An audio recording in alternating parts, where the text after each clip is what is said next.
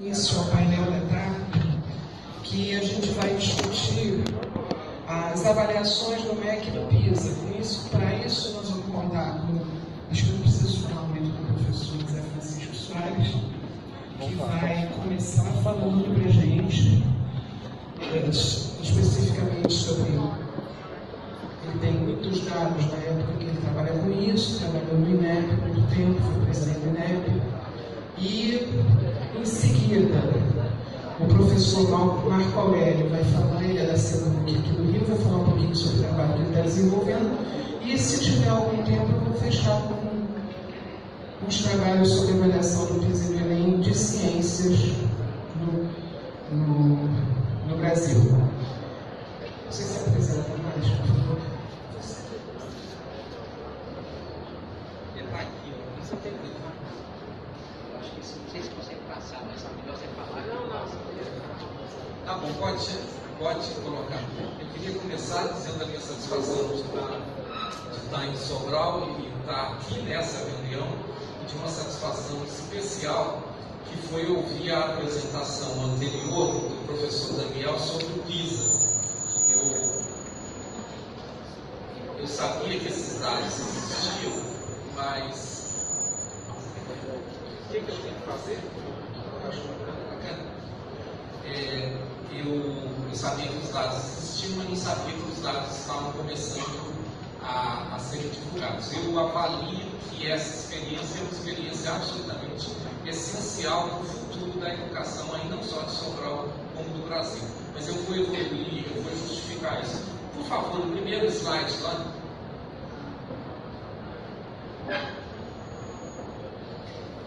A Marta pediu para eu me apresentar.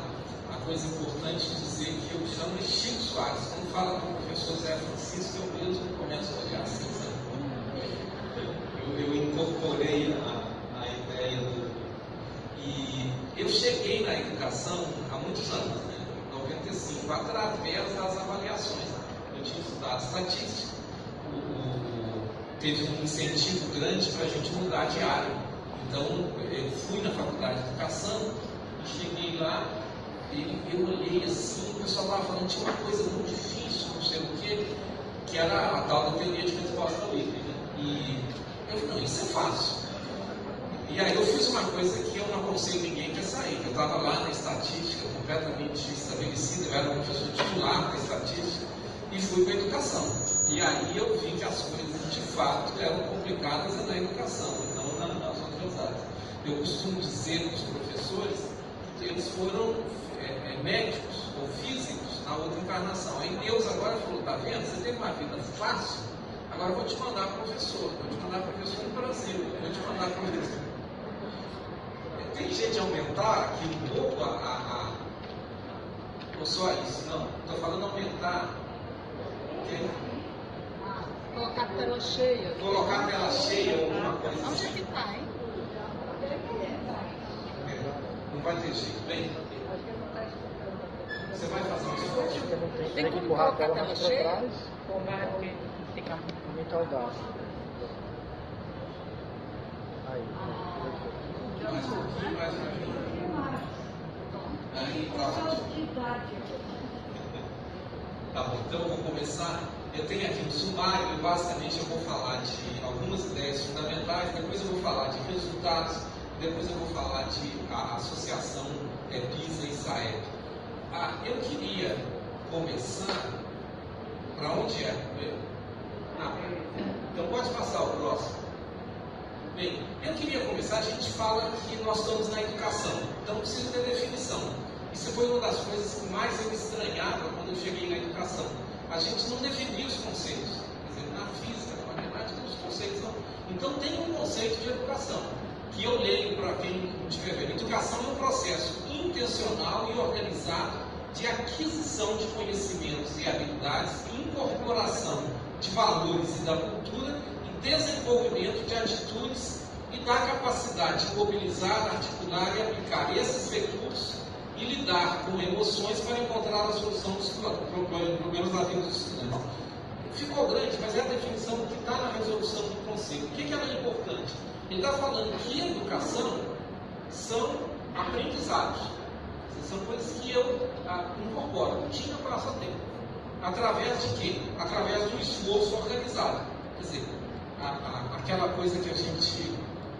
Eu estou com o sentimento que estou ficando velho, Marta. Então, eu lembro de propagandas que eu falo, será que todo mundo lembra? Aquela propaganda da cerveja. Nós estamos aqui para quê? É para beber ou para conversar? Quer dizer, nós estamos na escola para quê? É para a criança aprender. Passo próximo. Bem, aqui não vai dar para ler, eu não vou comentar cada um desses, mas eu vou ler dizendo no que eu vou falar. Primeiro, o direito à educação é hoje o direito de aprender. Aprender o quê? O que cada um necessita para uma vida plena. Quer dizer, eu trabalho com essa ideia. Direito à educação é o direito de aprender. Tá? O direito... Depois, a maioria das aprendizagens essenciais ocorre na escola. Não é só a escola, a LDB já fala isso. Mas a maioria ocorre na escola. Então, se eu defendo o direito de aprender, eu tenho que defender a escola. E essas duas coisas não podem ser dissociadas. Terceiro, direito não concretizado ainda não é direito, é uma utopia. O Brasil adora isso. Está lá na lei, eu falo, todo mundo tem direito. Você já foi vacinado? Você não foi, o direito lá que você tem a vacina é uma utopia. Então, na educação, se a criança não aprendeu, vem dizer que ela teve o direito garantido. Tá? Depois, garantia de direito é dever do Estado. Isso é o 205. Isso é muito importante. Quer dizer, o Estado deve garantir o direito. Quando eu vejo as pessoas falando, eu vou garantir oportunidades educacionais, eu já vou ficando... Aí quando ele fala meritocracia, eu já quase pulo na goela do fulano. Por quê? Quer dizer, ele pega uma criança de 6 anos, ela está entrando na escola, ela olha para você assim e fala assim, ei, você é responsável por uma minha educação. Ela tem 6 anos. Quer dizer, essa ideia de que o Estado tem que funcionar direito para garantir direitos educacionais é uma ideia que está muito central na maneira como eu penso. Terceiro, e agora vocês vão vendo como que eu chego. A cidadania deve monitorar a eficácia com que o Estado garante esse direito. Vocês vão seguindo, a criança tem que aprender, se ela não aprender, ela não tem direito, o Estado deve garantir. Agora a cidadania tem que chegar e falar, a criança aprendeu? O Brasil, gente, tem uma enorme facilidade de deixar essas coisas de lado. Quer dizer, a ideia de verificar direito, e isso é que às vezes eu discordo aqui muito de muitos colegas, que falam assim, não, avaliação, e aí me chamam de 14, na minha família falava nomes feios. Então, 14, porque você não gostou do camarada, você xinga de 2. Né? Quer dizer, às vezes quando você fala de avaliação, a pessoa consegue te xingar de 14. O secretário deve estar acostumado com isso. Para mim, eu fico tranquilo, por quê? Porque a cidadania tem que saber se o Estado está atendendo cada um. Quer dizer, não aprendeu, a criança tem 7 anos, não vou passar isso para a família, não vou passar para isso. Isso é direito. Então, a avaliação, mesmo que ela não tivesse função educacional, ela teria uma função ética. Essas coisas se misturam, elas são complicadas. Aí tem muita gente que fala, não, mas o professor avalia, a professora avalia. É só olhar como que os alunos, as crianças são tratadas nas diferentes escolas, para a gente verificar se não tiver um Estado claramente que diga, vocês têm que aprender isso, e eu vou verificar. Última coisa, aí vem a escola e o aluno. Então eu trabalho com a ideia do Amartya Sen de resultados abrangentes. O que é isso? Em inglês ele fala comprehensive results. Quer dizer, você tem que olhar quais as consequências que o seu resultado produz. Então, na economia, nós estamos nessa loucura hoje da economia, esquecendo que nós vamos gastar a terra toda. Né? Quer dizer, então, quando eu olho um resultado, eu tenho que olhar o percurso e o custo eventualmente social desse resultado. Tá? Então, por isso, quando eu falar, eu não tenho tempo de falar isso aqui hoje, mas na minha cabeça eu não dissocio essas duas coisas. Eu falo, o resultado, a criança aprendeu, mas aprendeu em que condições? Qual escola? Tá? Então, quando eu falo avaliar um sistema educacional, eu peço essas duas coisas, o resultado e as condições da escola. O próximo, por favor. Bem, quais resultados? Eu falo, qualidade da educação. Aqui você começa a ver como que a pessoa pensa. A A qualidade da educação, para mim, ela tem duas dimensões que eu acabei de falar. Na ideia de resultados, eu tenho um resultado que é extremamente importante, ele não é polêmico, e infelizmente ele não tinha dado, que é o que eu chamo de trajetória regular. Todo ano, a escola preenche o censo. Então, o que a gente esperaria? Que com 6 anos, você está no primeiro ano, com 7 no segundo, com 8 no terceiro. A partir de 2007, nós temos essas informações para todas as escolas do Brasil, todos os municípios. Os dados são os dados que os municípios entregam para o governo federal, entregavam para o INEP. Então, eles têm problema? Tem problemas, mas não dá para imaginar que 30 milhões de alunos tiveram dados falsificados, ou seja, o que dado que eu vou apresentar, ele tem uma descrição razoável. O que eu estou pedindo para vocês? Quando falarem de resultado, você pensa no seguinte: quem estava lá em 2007, no primeiro ano, onde que está hoje? É o próximo.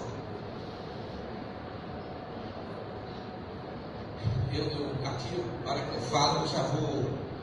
Porque o número representa pessoas, né? Então, esse número tem que preparar o seu coração. Eu coloquei aqui sexo, cor e percentual de trajetórias regulares. Então, o que é isso? Peguei o dado de 2007 até 2015. O que é trajetória regular? Não teve nem reprovação, nem abandono, nem evasão. Reprovação todo mundo sabe, abandono você saiu durante o ano letivo, evasão você sumiu. Tá? Qual deveria ser essa porcentagem? Primeira coisa que você vai olhar aqui, vocês vão ver, tem 23 a 58, o maior é 58, é baixíssimo. Eu estou falando, quando o aluno é reprovado, o que acontece no ano seguinte? Você tem que ter professor, você tem que ter escola. O nosso sistema ele é inchado. Sendo inchado, você tem que pagar menos ao professor. Tem toda uma série de consequências sociais. Mas tem uma consequência da pessoa. Né? O economista vai fazer as contas. Quanto é que esse aluno perdeu por ter sido reprovado? Quer dizer, ele vai pegar o salário que ele teria quando estivesse no auge da carreira e descontar um ano disso. Mas aqui tem um problema que é a segunda coisa complicada, mas que a gente tem que enfrentar.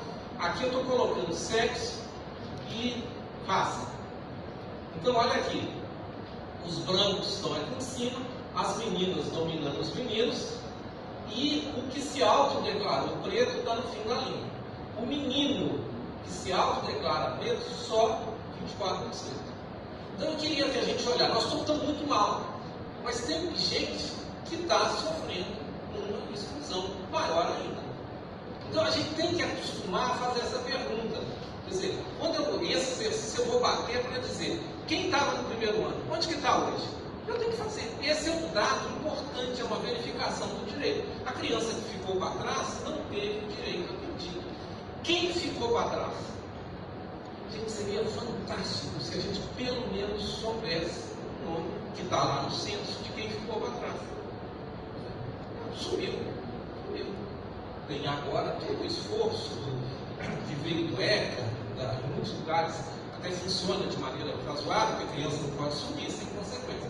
Mas os números são muito baixos. Pode passar o próximo. Eu não vou insistir muito aqui, as escolas estão divididas em nível socioeconômico. Tá? Então, nível socioeconômico, se você cair numa escola de nível socioeconômico muito baixo, 26. Se você cair numa escola de nível socioeconômico mais alto, 60%. Eu brinco lá eu fico me dá um certo alívio, eu não tenho mais que trabalhar com o Enem.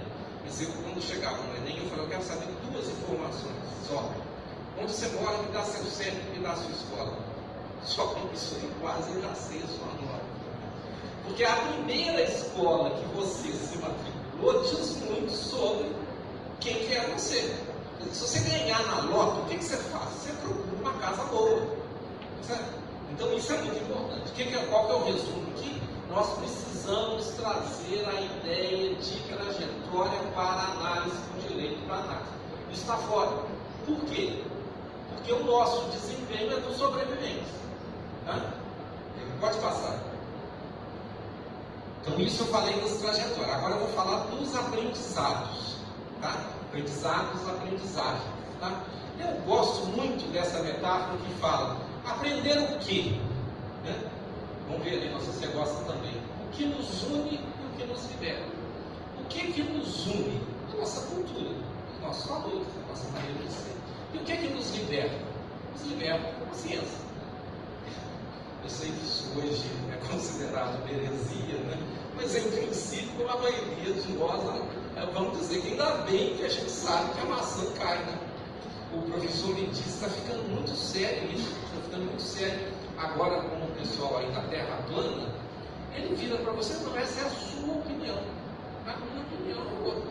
Ou como a outra lá que inventou uma cosmovisão, né? Que Deus foi o grande matemático. Ele deve estar preocupado com outras coisas. Então, aprendizagens essenciais.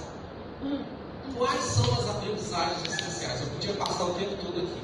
Mas são 3 categorias: conhecimentos, habilidades e atitudes. As atitudes geradas pela cultura, pelos valores da sociedade, pelas emoções. Um projeto pedagógico tem que ter conhecimentos, tem que ter habilidades e tem que ter atitudes. Gente, eu não posso ficar nesse ponto, que é diferente, mas o problema do termo habilidade está gerando uma confusão desgraçada no Brasil. Nós temos uma definição que mais confunde. Pode passar. Eu não vou falar muito disso, mas é só para dizer, aqui estão os 3 conhecimento, habilidades e atitudes, e aqui no conhecimento eu tenho a dimensão disciplinar, interdisciplinar, epistêmica e procedimental. E aqui eu tenho as habilidades. O que é a habilidade? Eu saber fazer. 4 habilidades são fundamentais: comunicação, colaboração, pensamento lógico e pensamento criativo. Quer dizer, eu vou à escola para essas coisas. Mas como que eu aprendo isso? Eu aprendo isso quando eu estou aprendendo outras coisas. Vamos lá. Eu estou lá aprendendo. Na física, a Marta estava falando, você está estudando física. Você aprende 2 coisas. Você aprende a física e aprende raciocínio lógico. Agora eu estou estudando história. Eu posso aprender raciocínio lógico. Eu estou estudando, meu professor de latim falava que sem latim você não aprende a pensar logicamente. Então a habilidade é o saber fazer, é o que decanta. Né? Então o meu problema com a reforma do ensino médio é isso, que essa coisa não está clara. Você fica, há uma mistura aí, não dá para eu entrar com isso, mas só para dizer que a gente gostaria das 3 dimensões. De novo, eu podia passar a tarde toda, pode passar o próximo. Eu queria, isso daqui, eu fico emocionado de falar isso, eu vou falar isso no Ceará. O pessoal fala de habilidade, desculpa, de competência. Vocês já não lembram mais da definição que eu dei. A definição falava mobilizar o conhecimento, a habilidade, os valores para fazer alguma coisa. Mas tem que fazer. Então, isso aqui minha mãe sabia fazer bio, fazer renda de bio. Mas é claro que é o Ceará que faz isso. Né? Então, olha o que ela está fazendo. Primeiro ela está, eu adorei quando eu vi isso, que eu tenho 3 dimensões, né? Tem aqui, aqui e aqui, mas eu estou fazendo a renda. Quer dizer, quando a gente fala de competência, essa que é a ideia da mobilização. Tem determinados lugares que eu nem falo a palavra competência, porque senão a pessoa fica... Tem gente que fica tanto assim, perturbada, então, mas a ideia da mobilização é uma ideia importante. Tá? Essa é uma aprendizagem essencial. A gente não mede isso, mas a gente precisa caminhar para dizer, será que o nosso aluno está pensando logicamente? Será que ele está sendo capaz de se comunicar? Gente, a colaboração é essencial no Brasil. Nós somos muito diferentes. Então eu preciso aprender a trabalhar em grupo. Por isso é que lá embaixo, no princípio, eu tenho que fazer. A gente viu um exemplo aqui, né? Um monte de gente trabalhando. Isso é quase um detour, eu tenho que voltar para os meus números. Pode passar. Aqui é só o dado. Então nós só temos dados de resultado em leitura e matemática. Vocês não vão ver daí, aqui é 175, aqui é 205, aqui é 2007, aqui é 2015, houve um crescimento substancial. Tá? A mesma coisa ocorrendo aqui em matemática. Cuidado, os números de matemática não são iguais aos números de leitura. Qual é o que eu tiro dali? Nós melhoramos no 5º ano. Tá? Eu estou só falando aqui de escolas municipais e estaduais. Só para ter ideia, gente. Aqui está 175, aqui está 205. São quantos? 25, 30 pontos. A gente trabalha com a ideia de que 20 pontos é um ano. Tá? Aproximadamente na escala do Saeb, é uma aproximação, mas grosso modo, 20 pontos corresponde a um ano de escolaridade. Então é como se de 2007 para hoje a gente tivesse ganho um ano de escolaridade. Tá? Pode passar. Próximo. Bem, aí eu disse 175 e ninguém reclamou, mas no fundo, muitos de vocês falaram: o que significa 675? Se isso, qual é o sentido pedagógico disso? História longa, essa é uma proposta que eu fiz para São Paulo e eu criei aqui níveis. Então, a quarta série é 200, oitava série, nono ano, é 275, e isso em leitura e aqui em matemática. 4 níveis, abaixo do básico, básico, adequado e avançado. Vamos lá. Para o número comunicar, eu tenho que dar um sentido pedagógico a esse número. Como é que eu fiz isso? Eu fui lá, peguei os alunos brasileiros que tinham feito PISA, vi a posição do Brasil em relação aos outros países, perguntei quanto que o Brasil precisava crescer, e dali eu tirei um aumento que eu devia colocar. Eu não estou utilizando o PISA em termos de conhecimento. Eu podia ter pego os alunos do ensino público e do ensino privado. Quer dizer, quanto que eu deveria chegar? Então eu tenho valores que são valores razoáveis. Aí eu vou entender. O próximo, por favor. Bem, está chato que vocês não estão vendo, mas eu dividi agora de novo, gente. Eu estou sempre preocupado com a desigualdade. É que eu nasci preocupado. O meu amigo fala assim: você nasceu tão preocupado que nem se criar eu tiraria. Eu já nem tentei. O que eu fiz? Eu quero duas coisas que vocês observem. Eu peguei os alunos e fiz uma medida do nível socioeconômico deles. Tá? Com a minha colega, a Tereza, fizemos um indicador. Essa coisa está bem estabelecida. O PISA também tem um, eu vou chegar lá. Tá? Dividi os alunos em 5 grupos. A gente chama isso de quintis. Tá? Partir em 5 grupos. E aí, vou me perguntar: como está o conhecimento nesses 5 grupos? Eu vou lhes dar a notícia pior primeiro, só que agora, ao invés de ter média, eu estou colocando percentual nos níveis adequado e avançado. Tá? Entenda, eu não quero todo mundo no avançado. Eu gostaria de todo mundo no adequado ou no avançado. Percebeu? Não quero igualdade na educação, mas eu não quero gente que está com um desempenho indigente. Mas se a gente não tiver avanço, se a gente não tiver... Não, volta. Tá? Agora olha aqui. No nível, esses aqui são só escola pública. Então esse alto aqui não somos nós, não. Mas eles são os mais altos na escola pública. O mais baixo. Quantos do nível mais baixo estavam no adequado e no avançado? 20%, 16%, 17%, 20%, 21%. Eu parei em 2013, eu tenho que pedir desculpa por isso, mas depois eu volto na média para dizer que aconteceu uma coisa boa. Então, olha bem, só 20% não melhorou nada. Agora, olha aqui que legal: 39, 37, 46, 50, 56. Então, o Brasil melhorou. Mas quem que melhorou? Melhorou os menos pobres. E o pobre? O pobre, justo é isso. Eu fiz uma brincadeira com esses dados que tem me dado, às vezes, um pouco de satisfação, às vezes, um pouco de problema. Que eu peguei esses dados e calculei a média por capital. E aí eu fiz a seguinte brincadeira. Deus vira e fala assim: Helena, vou te mandar de volta. Dessa vez você vai ser pobre. Aí a Helena levanta a mão e fala assim: dá para escolher a cidade? Porque qual é a cidade que você quer vir? Será que você vai ser pobre? Você tem que ir para a cidade onde o pobre aprende, né? Então eu fiz isso e aí me dá problemas, porque, por exemplo, no Nordeste, nas capitais, eu não fiz para coisa, nas capitais é Teresina, não é Recife. Apesar a gente, quando falar, não vou falar de Fortaleza, mas quando a gente fala de Nordeste, você não lembra de Teresina. E, no entanto, Teresina é onde o pobre aprende mais facilmente. O que eu estou pedindo para vocês? O resultado é importante, mas eu tenho que ver que está baixo, mas que teve melhoria. Então, teve melhoria, continua baixo e o grande problema, há uma diferença muito grande que não devia de acontecer. Gente, isso é muito precioso. Esse debate, ter esse dado para pensar sobre ele, o que eu falei? Por que eu faço isso? Porque eu gostaria que a cidadania chegasse para o Estado e falasse, olha, os pobres não estão aprendendo. Tinha que ter política disso. Tá? Quer dizer, se esse dado não existe, eu fico aí com frases genéricas. Né? E nós adoramos a média, né? Porque a média nos favorece. Né?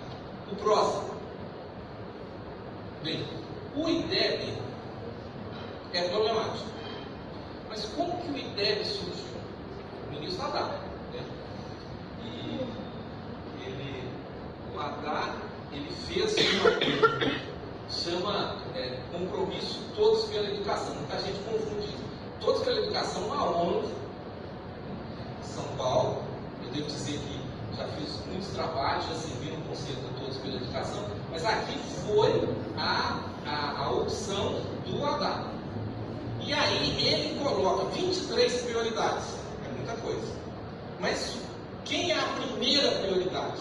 A primeira prioridade ele fala, estabelecer como foco a aprendizagem apontando os resultados concretos a atingir. Isso criou uma confusão, deixa eu repetir. Ele diz, a autoridade que ele tinha, a autoridade do governo a qual ele servia, disse que o nosso objetivo na educação é estabelecer como foco a aprendizagem, apontando resultados concretos a atingir. Essa palavrinha resultado aí gerou uma brigalhada desgraçada. Ele apanhou muito, porque a educação tem dificuldade com a palavra resultado. E para resolver isso, eu proponho o seguinte, olha, resultado é a outra face do direito. Se a criança não aprendeu, você vai ter dificuldade em convencê-la que ela teve o direito atendido. Só que eu preciso tratar o resultado dentro de uma visão, que é o que eu estou tentando dizer aqui. Tá? Mas não nos iludamos. Isso aqui, na época tinha um sindicalista, que era deputado, não era o Paulo, ninguém era o outro. Ele falou, agora o ministro está trabalhando com a educação, que falava sindicalismo de resultados. Então gozaram o Haddad por causa disso. Isso gerou ideia. Tá? O próximo. O IDEB cresce todo ano. Isso é super legal, né? Nós começamos em 3.9 e hoje estamos aqui em 5.3.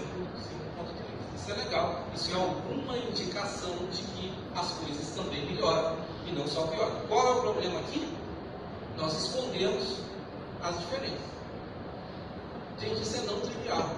Quer dizer, a gente começa a falar que está tudo bem, tal, mas aí, por trás da linha, tem enorme desigualdade. Nós temos que olhar as duas coisas. O fato, essa é a minha posição pessoal, o fato que melhorou me alegra. Mas eu tenho que perguntar quem está melhorando, em que ritmo que as coisas estão melhorando. Por quê? Porque eu estou falando de educação básica. Falando de educação básica, eu não preciso de uma tecnologia externa para fazer isso. O próximo. 3 grandes efeitos colaterais do IDEB. ênfase pedagógica nos objetivos que são pedidos. Isso é muito legal. Eu estou falando, infelizmente, o IDEB depende de leitura e matemática. Leitura e matemática são fundamentais. Aliás, gente, leitura no fundamental é um grande projeto pedagógico do ensino fundamental. Tudo é texto. Geografia, história, o que eu falei com um colega meu, ele falou, Chico, até a matemática, se você me der um tempo. Claro. Então, o texto é absolutamente fundamental. Então, interpretação de texto, se você está fazendo isso bem, você vai estar melhorando o seu raciocínio lógico. Só que isso não é tarefa de uma pessoa, não é tarefa do professor de língua portuguesa. Né? Esse processo de alfabetização, esse é a grande meta do ensino fundamental. Acho que a gente, na passagem do Fundamental 2, a gente perde essa perspectiva. Então, o IDEB tem esse problema. Ele sinaliza uma concentração que gera problemas. Mas isso, eu acho que tudo isso com uma boa proposta pedagógica se resolve. Segundo processo, pouco uso pedagógico. Ou seja, nós temos, e isso o sistema de avaliação fica devendo, a uma tradução pedagógica do resultado. Qual é o problema aqui? Quem domina a educação é o filósofo, é o economista, é o sociólogo, é o estatístico, é o administrador. Você tem que falar 10 profissionais até você falar, agora chegou o pedagogo. Quer dizer, o número, ele é ótimo. O que eu estava fazendo, e eu tenho até uma certa facilidade, ou melhor, alegria em fazer a análise, mostrando a desigualdade, a pergunta que interessa é como é que eu vou superar a desigualdade? Eu vou superar a desigualdade com políticas pedagógicas. É dentro da sala de aula. Se eu não entrar na sala de aula, as coisas não melhoram. Então, isso tem solução, tem um processo de devolutivas pedagógicas. Eu, quando tive o INEP, fiz um esforço para ter um site com as devolutivas pedagógicas e a professora que me substituiu tirou do ar. Eu fico sentindo com isso, assim, claro, não estou dizendo que o que eu fiz é certo, tá? Mas podia ter colocado outra coisa no lugar, porque a necessidade é importante. Se a avaliação não comunica com o pedagógico, ela tem problema, tá? E nós estamos devendo isso. E terceira coisa, e aqui, gente, talvez seja dialogando com o que ocorreu, a apresentação anterior, é o que mais me preocupa. Os resultados são obtidos apenas com testes de múltipla escolha que não permitem verificar as habilidades de ordem mais elevadas. O que é isso? Na leitura, nós temos 3 níveis, grosso modo: a recuperação da informação, a integração e associação entre partes do texto e a análise e a reflexão. Percebe? Depois que eu entendi o texto, aí eu pego o texto e falo, tem esse outro texto sobre o mesmo assunto e esses textos diferem dessa maneira. Essa terceira dimensão que é que eu estou chamando de habilidade mais altas horas, com múltipla escolha você não consegue. Então é uma coisa estrutural.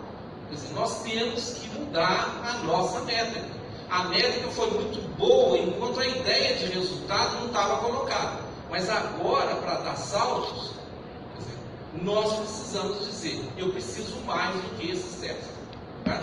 Eu acho que isso é uma coisa que eu gostaria de insistir muito quando vocês falam. O Chico falou de quê? Ele falou que tem que ter resultado, que os nossos resultados precisam estar no outra métrica. E por isso que eu fiquei tão feliz com a apresentação anterior do Daniel e do secretário, que anunciou que vai divulgar os dados. Aqui o PISA, gente, tem 60% de questões que não são de múltipla escolha. Tá? Podia falar muito sobre isso. O próximo. Aqui era só para dizer, não vai dar para ninguém ler. Isso aqui é um mapa de itens. Teria que ter uma coisa desse jeito aqui. Aqui está o abaixo do básico, o básico, o adequado e o avançado. Aqui na frente estão a explicação. Quem está no abaixo do básico sabe fazer o quê? Tem muita gente que fica brigando com a BNCC. A BNCC tem conjunto de objetivos de aprendizagem. Então, o objetivo tem que estar aqui. Quer dizer, quem está no abaixo do básico sabe fazer o quê? Então, uma tabela como essa, que chama mapa de itens, eu digo que eu estou afetado, eu costumo dizer, pergunta para a pessoa que está se dizendo especialista em educação, como que ela faz um mapa de itens. Se ela não souber, esqueça, pede para tomar café e vai embora. Ele tá, porque eu tenho que traduzir o número para o pedagógico. O número, ele tem utilidade administrativa, tem utilidade política. Se eu não fizer a tradução, eu não vou conseguir resolver o que eu preciso. O próximo. Pode passar. Bem, agora eu vou falar do PISA, que é a terceira coisa. Pois bem, o que é o PISA? O secretário te falou antes, é um programa internacional de avaliação dos estudantes. O que ele tem feito? Ele é feito em muitos lugares, muitos países, muitas economias, e ele virou o padrão de fato. Quer dizer, no fundo, está todo mundo interessado em saber como você está no PISA. Agora, nós temos uma tradição aqui tão ruim que a gente fala, mas o PISA é o CDE, Banco Mundial, não sei o que, etc, etc. Aí eu pediria para a pessoa, pode passar, leia o framework do PISA. Tá? Quando você lê o framework, o modelo conceitual do PISA, você vai ver que o que está ali é uma coisa super razoável. Então está aqui a competência leitura. Então, ela é dividida em quê? Utilizar a informação contida no texto. Do lado de cá, recorrer a conhecimentos externos. É isso que eu faço com o texto. Eu gosto da metáfora brasileira que fala, eu tenho, ao ler, que ler as linhas, entre as linhas, para além das linhas. Então, basicamente, eu tenho que ler nas linhas e entre as linhas e para além das linhas. Agora, o modelo, ele detalha isso. Isso é ótimo. Se todo mundo lesse o modelo conceitual do PISA, nós caminharíamos muito. Certo? O que isso quer dizer? Que a pergunta que o PISA faz de leitura, ela é frequentemente mais sólida do que as perguntas que às vezes a gente encontra. Pode passar o próximo. Eu não vou falar da matemática. Não, deixa eu falar da matemática. O modelo do PISA na matemática, que aqui vocês estão vendo, ele é muito interessante, que ele fala, está aqui o problema no mundo real. O que o matemático faz? Ele formula um problema matemático. Resolvido o problema matemático, ele, dentro da matemática, produz a solução. E depois que produz a solução, ele volta para o mundo real. Eu estou pressionado pelo tempo, não posso usar minhas metáforas, mas essa eu vou usar. Eu cheguei na universidade todo entusiasmado. Eu falei, olha, esse fim de ano eu consegui tudo. Eu fiz uma lista do que eu tinha que fazer e cumpri tudo que eu planejei. Eu falei, não, faltou você jogar a lista fora. Eu falei, isso é perfeito, né? Você pega o problema matemático, você leva para a matemática, você resolve na matemática, depois você tem que voltar, né? Quer dizer, a matemática que faz sentido é a matemática que está lá ancorada nas coisas concretas. Tá? Então o PISA, tem gente que tem dificuldade, mas ele sinaliza numa direção que é uma direção mais consistente, por duas razões. A razão do que ele está pedindo e da forma como ele cobra. Então o PISA não é equivalente ao SAEB, eu vou em seguida falar muito sobre isso. Vamos passar para o próximo. Gente, aqui eu queria, agora eu vou ler os números, porque aqui é uma coisa importante. Me irrita profundamente quando as pessoas reduzem a análise do resultado educacional a um ranking. O médico que tratou minha mãe, um dia ele falou, eu fui o último colocado no vestibular de medicina da UFMG, que tinha 60 vagas. Eu queria ser o último também, queria ser o último colocado no ITA, eu também queria.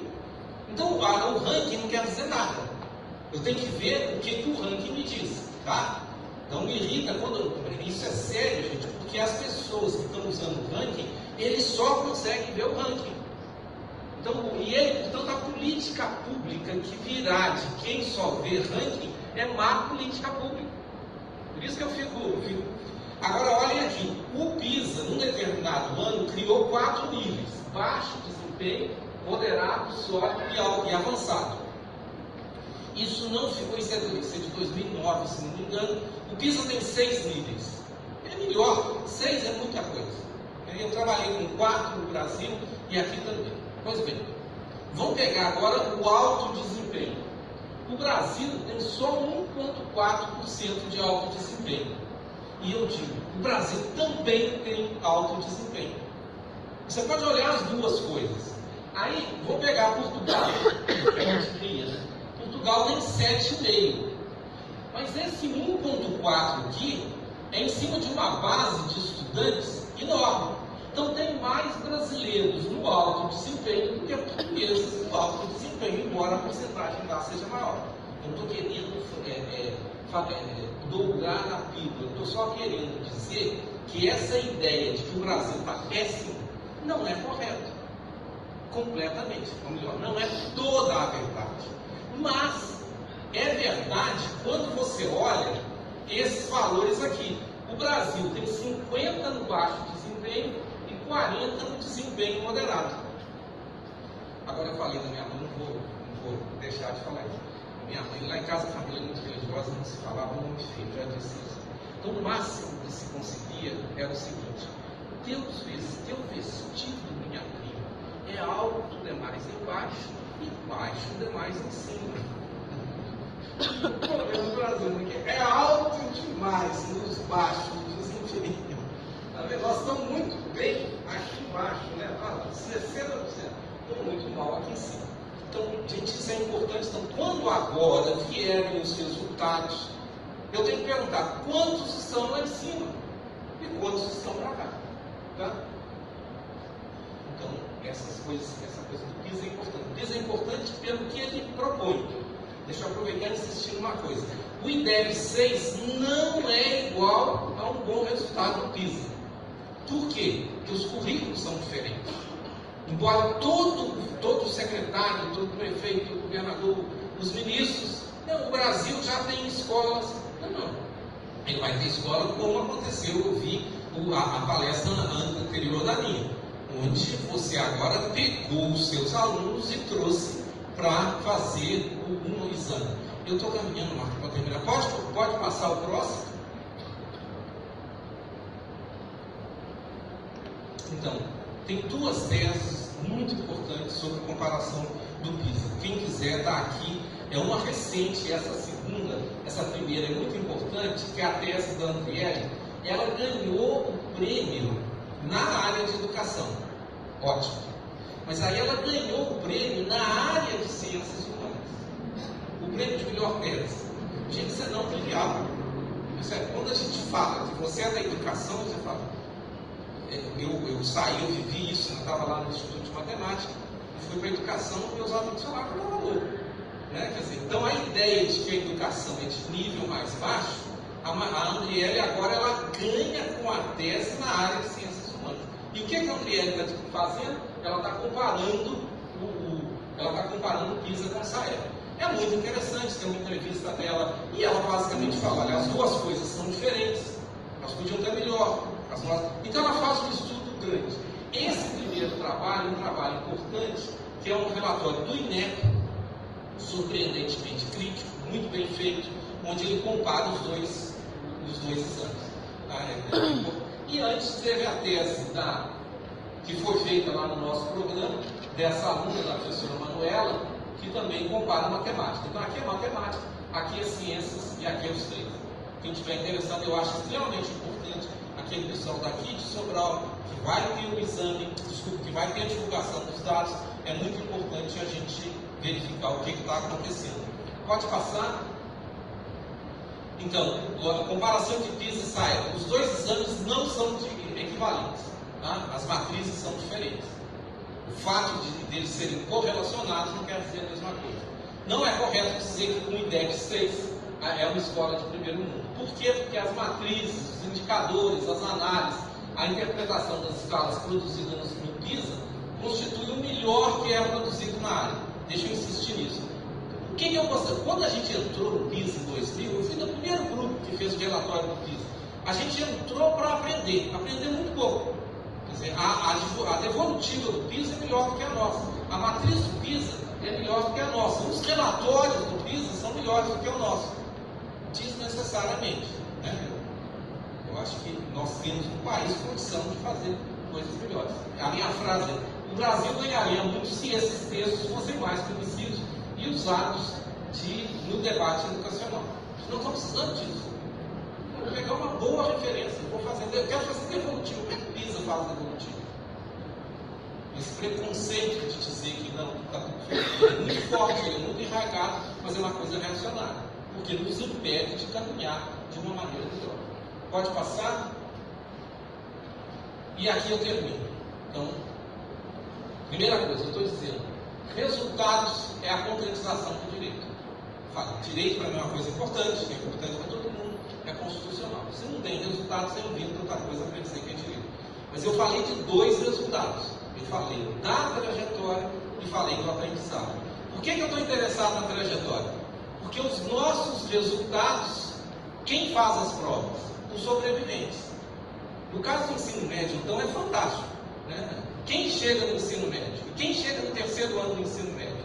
Então, quando o pessoal fala, não, agora o meu estado melhorou no IDEB do ensino médio. Eu fico lá, claro, tem 1000 comemorações, mas se eu falo isso aí, eu quero saber, o que eu quero saber? Quem estava lá no primeiro ano e o que aqueles que estavam no primeiro ano de fato aprenderam. Né? Então, resultado é importante, mas resultado é resultado para todo mundo e não só para o sobrevivente. Né? É preciso incluir objetivos de aprendizados relacionados à análise e reflexão entre os que serão medidos. Isso vale para a matemática, a ciência. Nós, como só usamos múltipla escolha, a gente fica com o quê?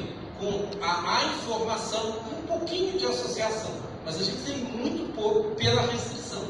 Então, de novo, eu sublinhei isso lá e queria que isso ficasse. Nós estamos no momento, Sobral pode dar esse exemplo, porque Sobral já é campeão da segunda divisão. Agora, Sobral tem que disputar a primeira divisão.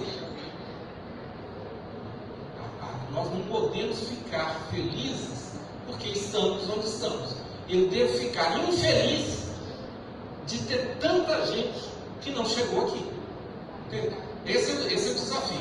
Agora, gente, se o Brasil fosse Sobral, como é que a gente fala isso aqui? Seria uma maravilha. Mas como eu estou aqui, vocês têm que ter outro desafio. Tá? É preciso mudar os testes do SAEB, incluindo testes de resposta construída. O SAEB sinaliza mal hoje. Todo mundo está fazendo múltipla escolha. É um desastre que todo mundo faz múltipla escolha. Sabe por quê? Você tem uma máquina de fazer testes de múltipla escolha que são iguaizinhos. Entende? Tem uma máquina de testes. Você pega a prova aqui, depois a outra, são todos iguaizinhos. A criança não está incorporando o que é fundamental, que é a análise, que é a reflexão. Em cima disso, ela tem que saber, ela tem que saber que existe o substantivo, que a frase tem os conectivos, toda a estrutura que ela aprendeu, mas é para compreender melhor. Mudar o SAEB. E última coisa, associar o SAEB com a BNCC. Eu teria que falar da BNCC, eu tenho uma certa... eu acho que a gente podia fazer melhor, eu acho que a BNCC do ensino fundamental, e eu estou disposto a conviver com ela. Eu saí, entretanto, dado o ensino médio, muito infeliz. Eu acho que é um equívoco, mas essa é outra discussão. Gente, muito obrigado. Eu fico com isso. Resultado, direito e resultado. Resultado, por que direito? Obrigado.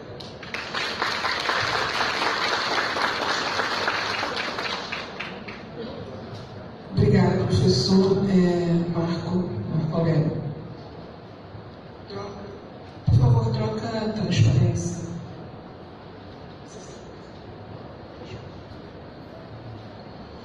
Boa tarde a todos.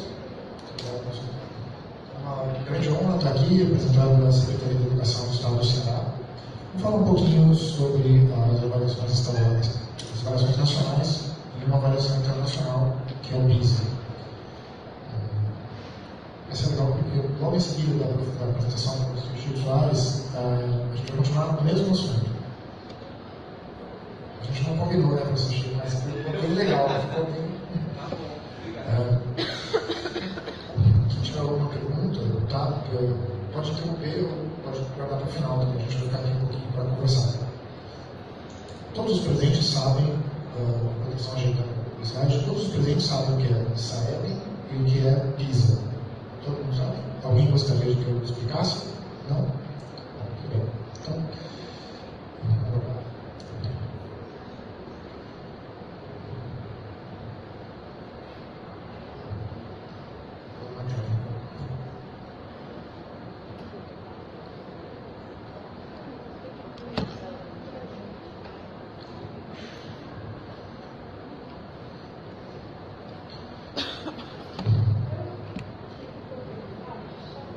por favor.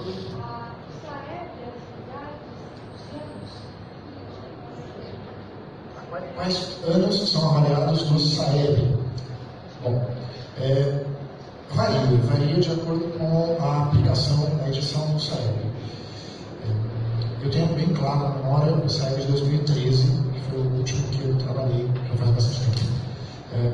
No SAEB de 2013 a gente avaliou as crianças do segundo ano, avaliamos as crianças do quinto ano, e de forma amostral avaliamos os meninos do nono e do médio. Então, não, essa foi a edição de 2013. 2015 já foi diferente. 2014, a avaliação nacional se limitou à ANA, avaliou a Nacional de Aprendizagem, avaliou só os meninos pequenos. Mas aí eu já não participei. Em 2015 mudou, 2017 mudou. E para esse ano ainda está um pouco nebuloso. A gente ainda não sabe como vai ser esse ano, mas pelo menos o que a gente já ouviu falar é que o segundo ano fundamental deve ser amostral, ao contrário do que foi em 2013, que foi censitário.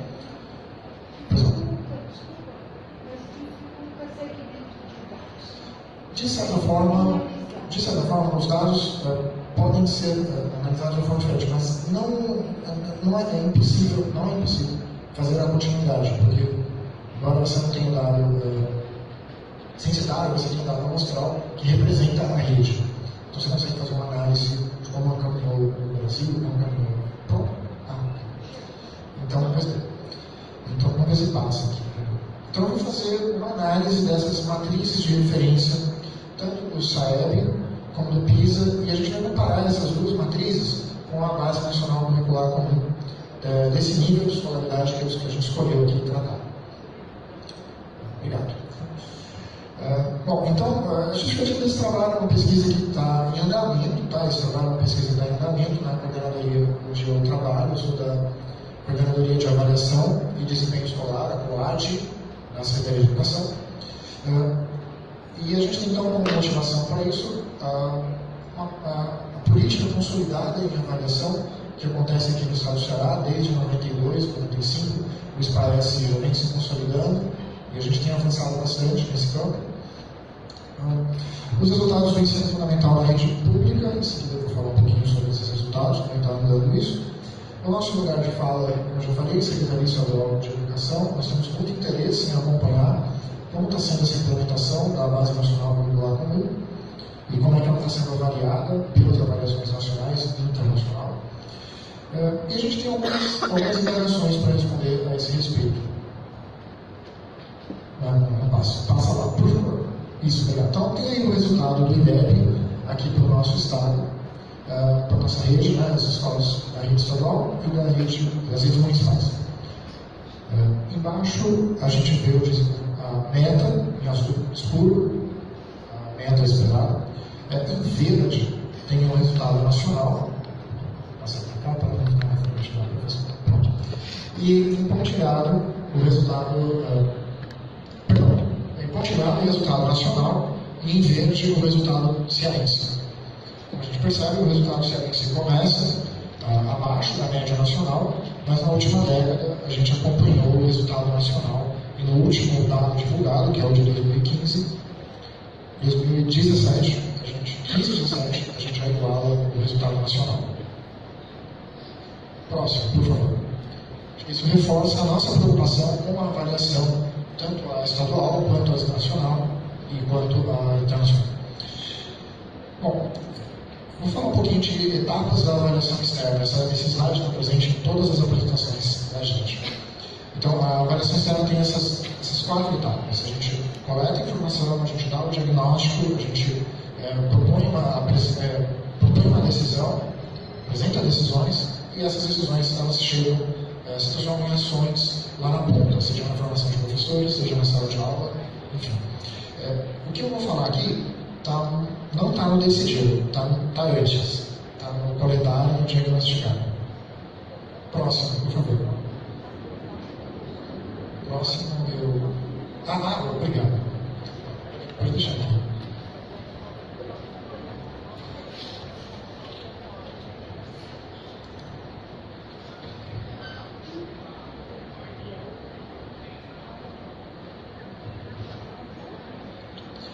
Bom, a gente trabalha com a perspectiva de que a educação se constrói nesse tripé.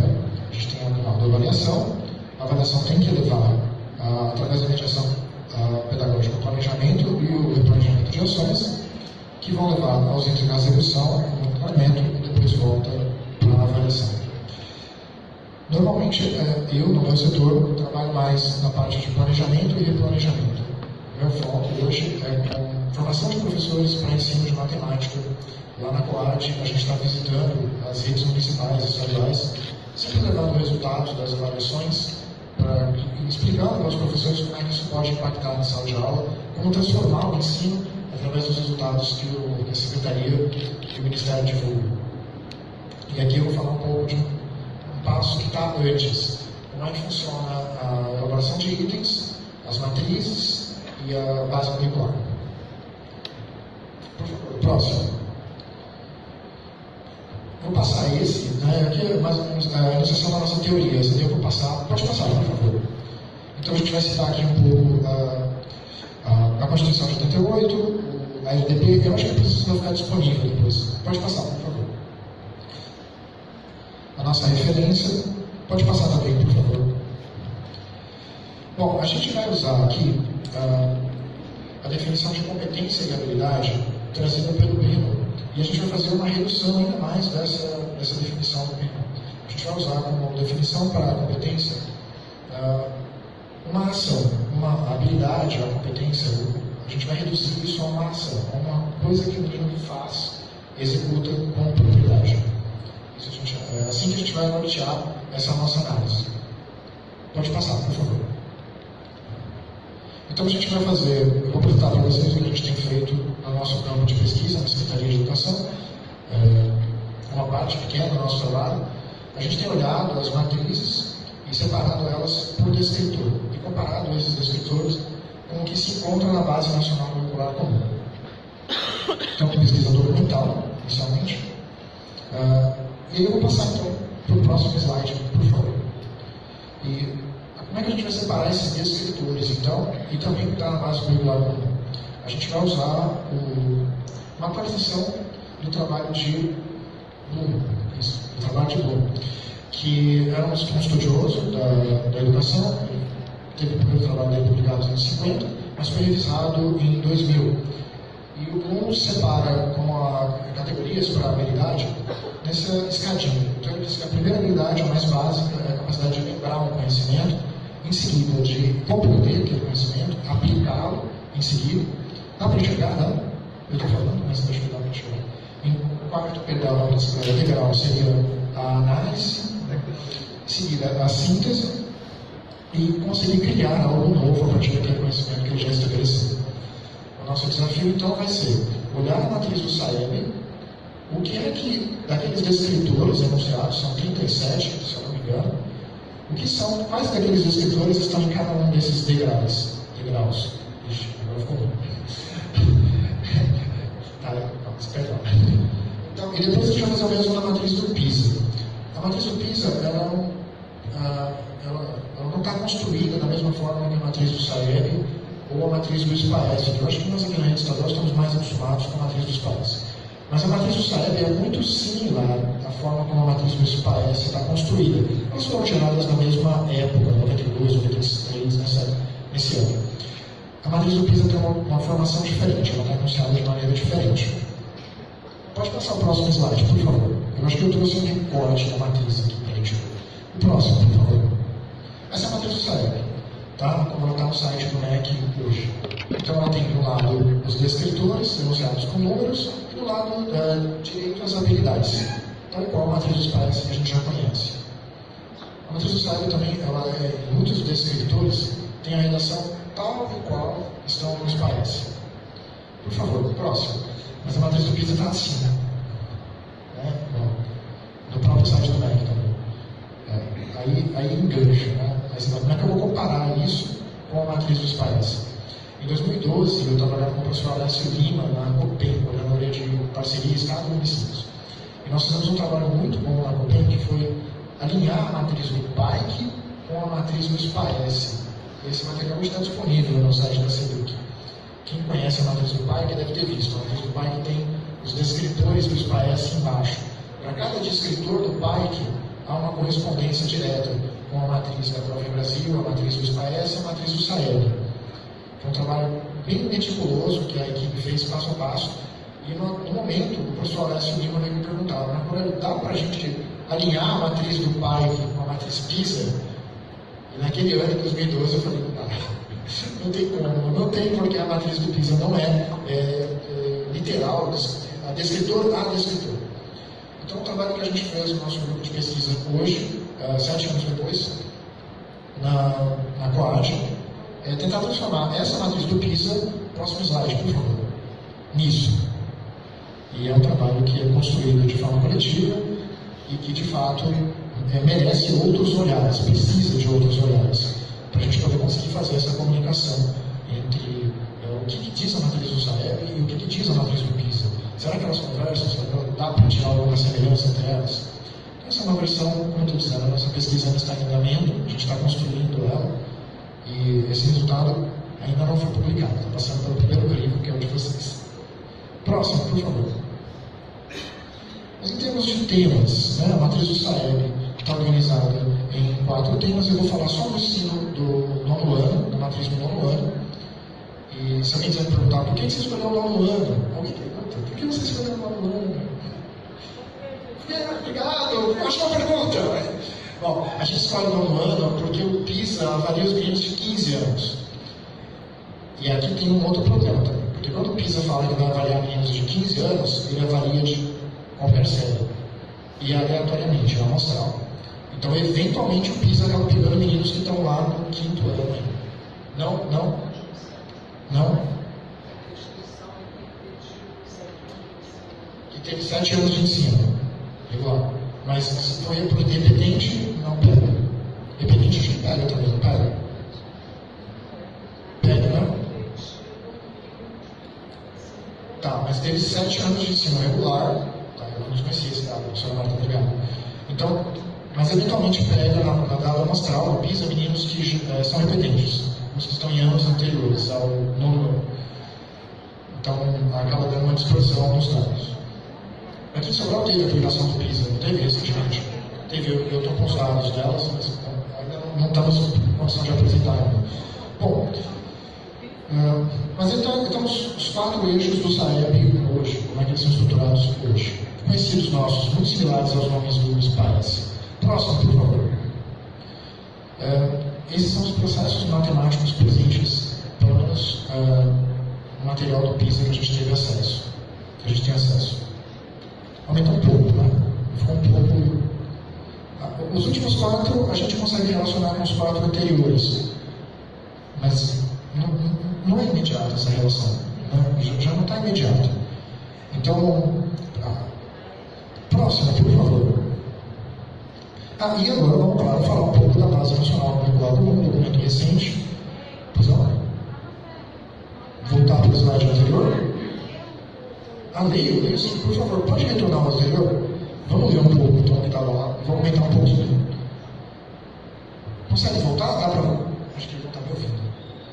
Oi, dá para voltar? Voltar. Não, voltar. Obrigado. Então, formular situações matematicamente. O documento do PISA começa anunciando essa habilidade, essa importante habilidade. Depois empregar conceitos, fatos e procedimentos do raciocínio matemático. Ele descreve também como seria esse raciocínio. Interpretar, aplicar e avaliar resultados matemáticos. A gente tem dificuldade até para diferenciar um do outro. Mudanças e relações seria o equivalente ao nosso grandezas e medidas, mas não é a mesma coisa. É equivalente, mas não é nem de longe a mesma coisa. Espaço e forma, que seria a nossa geometria. Quantidade, números e operações. Então, veja, não é a mesma coisa. Ele está olhando para outros elementos desse mesmo ponto do currículo. E incerteza e dados, que seria a parte de gráficos e tabelas. Ou seja, outro nome implica em outras habilidades também seriam avaliadas. Também. Agora sim, próximo, por favor. Então, na BNCC, como a gente sabe, tem um eixo a mais. A BNCC separou números e operações de álgebra e funções. E algumas cidades estão acompanhando também essa separação nos seus currículos. Eu tenho trabalhado com a Secretaria Municipal de Educação de São Paulo e no currículo da Secretaria Municipal de Educação de São Paulo já há essa diferenciação também. O governo do Estado do Ceará ainda não declarou ainda como vai ser a separação aqui. Está em pensamento, está em construção. Próximo, por favor. Bom, e agora a gente vai fazer essa análise, então. Como é que anda essa análise dessas matrizes? Então, lembrando, lá o Bloom separava o conhecimento em lembrar, entender, aplicar, analisar, sintetizar e criar. Eu coloquei no gráfico em azul quais são os mais enfocados pelos descritores do Saeb. E pelo que a gente está vendo, há mais habilidades no SAEB exigindo que o menino se lembre, se recorde, reconheça, identifique esses anos e que ele aplique, resolva, calcule, efetue, aplique o conhecimento que ele já traz. Há pouco enfoque no SAEB em entender, compreender, e pouco enfoque em analisar, comparar, retirar alguma informação a respeito, inferir alguma coisa. E quase nada, ou nada, pelo menos nessa leitura que a gente tem feito, em sintetizar e criar. Eu acho que essa constatação casa muito bem com a fala do professor Chico Soares, quando ele diz que o SAEB peca ou falha ou é incompleto. Se eu entendi corretamente, professor Chico. Na medida que ele não traz itens abertos, ele só traz itens fechados. Eu não só avalio com itens fechados, como eu descubro se o meu menino é capaz de criar alguma coisa. Eu gostaria de perguntar, alguns dos presentes já fez a teste do PISA que está disponível na internet? Alguns dos presentes já teve essa oportunidade? No site do CDF, do PISA, portanto, está disponível uma avaliação, modelo, teste, piloto, eu não sei como ele se chama, mas está disponível uma avaliação que você pode realizar no seu computador mesmo, para ter uma ideia de como os nossos alunos são avaliados, como os alunos ao redor do mundo são avaliados. E é muito diferente do que a gente está habituado. Quando a gente pensa em avaliação, a gente pensa em SPAES, a gente pensa no Brasil. A avaliação do PISA, ela tem uma proposta muito diferente. Bom, enfermeria, dá para ver as habilidades do PISA, pelo menos nessa nossa leitura, nessa nossa análise dos dados, elas se distribuem de forma aproximadamente unânime, aproximadamente razoável entre esses verbos da taxonomia de Bloom. E, surpreendentemente, o documento da Base Nacional Curricular Comum, da BNCC, vai explorar ou vai exigir que os nossos professores, nossos sistemas de ensino, trabalhem com mais ênfase em processos criativos. E agora eu pergunto aos colegas, o que a gente está fazendo? Porque o nosso documento de ensino nos ensina a valorizar nas nossas crianças processos criativos. Veja bem, é isso que eu estou dizendo.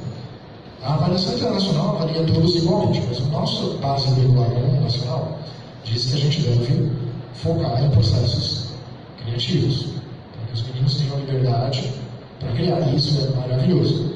Mas o nosso sistema de avaliação, o SAEB, Avaliação Nacional, enfoca lembrar e aplicar.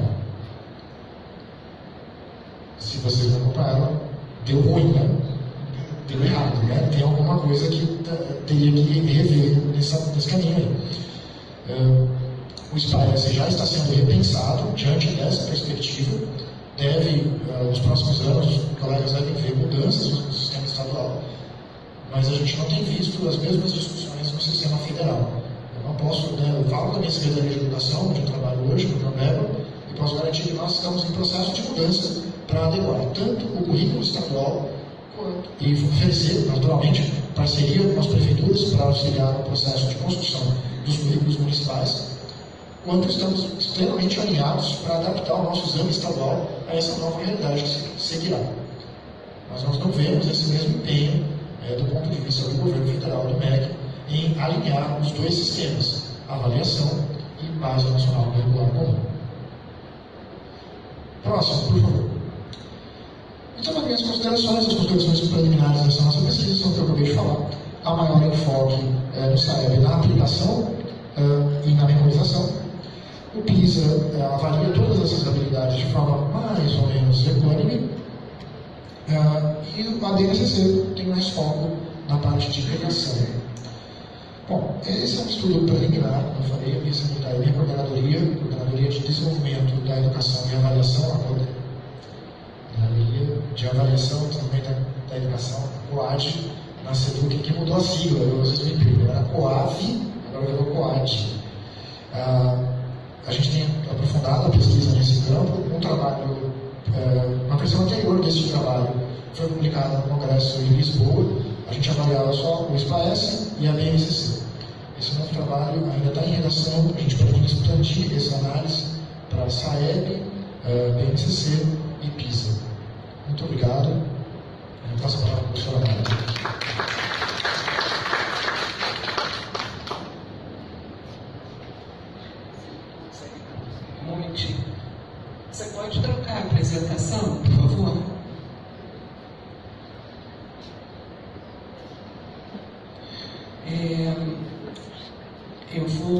Acho que as apresentações vão ser bastante complementares. Eu sou formada em Física, com doutorado em Física e pós-doutorado em Educação. E o trabalho que eu desenvolvi no grupo lá da PUC do Rio foi o trabalho de análise do PISA de Ciências. Então, foi há um século atrás. E depois disso a gente criou um grupo de avaliação, mas o foco não é ficar fazendo... A gente faz toda a parte de estatística, mas a gente está querendo formar professores que saibam usar esses resultados em sala de aula. Então, é como se a gente estivesse desenvolvendo métodos para fazer as devolutivas, mas não para um professor de ensino fundamental, porque física só tem no ensino médio. Pode passar.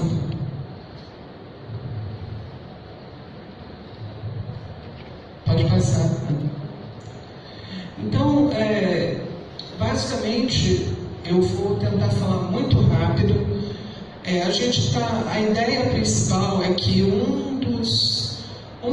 talvez a competência mais fundamental que a gente tem que ter na educação básica brasileira, isso hoje em dia está muito claro para todos nós, é que a gente tem que ter um mecanismo educacional de ensinar que a gente tem que raciocinar com base em evidências. Tá? E as avaliações educacionais em larga escala, elas basicamente fornecem subsídios para a gente ter políticas públicas baseadas em evidência. Pode passar.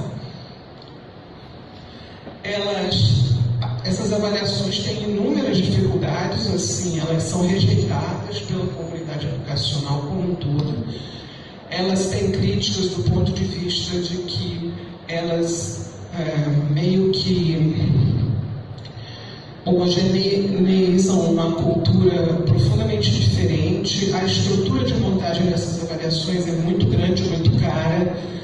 Elas têm dificuldades metodológicas muito sérias de elaboração, de aplicação e de análise, e elas têm dificuldades políticas, porque o grosso do uso que é feito delas é política de responsabilização do professor, principalmente, e questões de ranqueamento, cursos que têm 5 CNPJs diferentes, etc.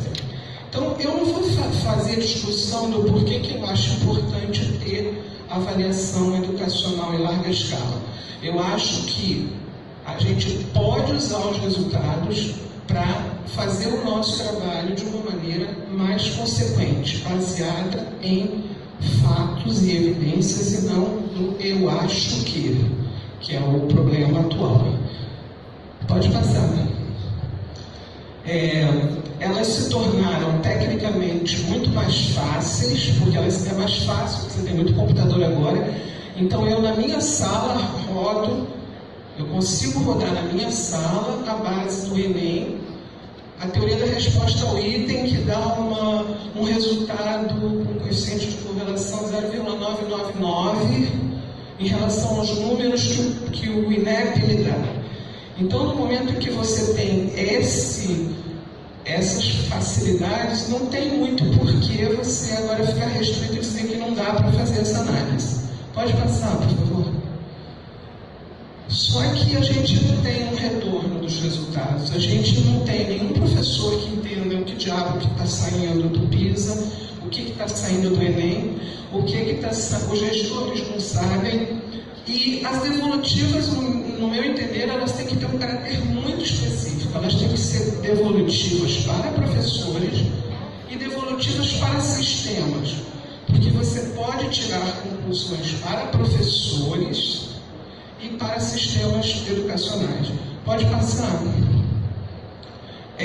Nisso, eu coordeno um programa de pós-graduação para professores da rede em ensino de física. Tá? Eu hoje em dia não trabalho mais com física. Então isso significa que para mim está muito clara que a gente está introduzindo uma necessidade nova no processo de formação de professores, que é que a gente tem que ensinar os professores a ler, quer dizer, compreender e saber aplicar esses resultados, porque isso supera pouco a avaliação de sala de aula. Isso dá parâmetro comparativo com a sua cidade, com o seu estado, com o seu país e com o mundo. Pode passar. E, assim, a pedra de toque é que quando você vai para a sala de aula, se você não conhece o que o seu aluno sabe, você rende muito pouco no processo de aprendizagem. E o conhecer aí é cognitivo e não cognitivo. Pode passar. A responsabilidade pela avaliação da qualidade da educação no país é do MEC, especificamente do INEP. Existem vários e diversos processos no país, nos estados, mas eu vou focar só nas nacionais do MEC. Pode passar. Os sistemas são fantásticos, porque a gente tem um sistema de avaliação da educação básica que incorpora tudo que foi dito aqui. Tem um sistema de avaliação da educação superior, que quem não gosta do SAEB precisa ver o ENAD, o GC, para se divertir um pouquinho, tá? E fora desses sistemas, o Enem existe, e eu diria que, de certa forma, aí eu faço uma defesa intransigente disso na área, no campo educacional. O Enem talvez seja o melhor resultado para a gente ter uma ideia de como é o final da educação básica. Os vencedores, como o Chico fala, quem chega no final. Por que isso? Não é universal, não é amostral, mas é o único teste que eu conheço que é feito com seriedade pelos alunos, que os outros não são. Então, se eu quero fazer um diagnóstico, eu tenho que tomar um certo cuidado com as questões estatísticas, mas eu tenho que me lembrar que esse ele está fazendo para valer, tá? Então, tem 2 testes por fora, o Enem e o PISA, e fora desses sistemas tem a avaliação da pós-graduação que está fora do INEP. Pode passar. Então, eu vou focar... Pode passar. Já falaram aqui, eu posso passar adiante. O Enem, especificamente, eu vou falar a partir de 2009, quando, por conta do processo do Reúne, da criação das múltiplas novas universidades, houve uma demanda dos reitores por um processo de seleção unificado no Brasil, porque o vestibular custa muito caro, e com isso eles mudaram metodologia, mudaram forma da prova, mudaram maneira de analisar, mudaram a matriz de referência. Eu não vou entrar no mérito dessa discussão, porque o tempo não dá. Pode passar. Oi, pode passar.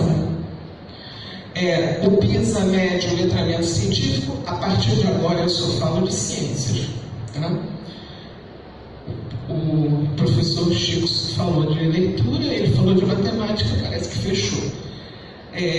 Em 2006, o PISA tinha foco em ciências, e ele estabeleceu uma escala de níveis de proficiência. Traduzindo, ele transformou número em resultado pedagógico.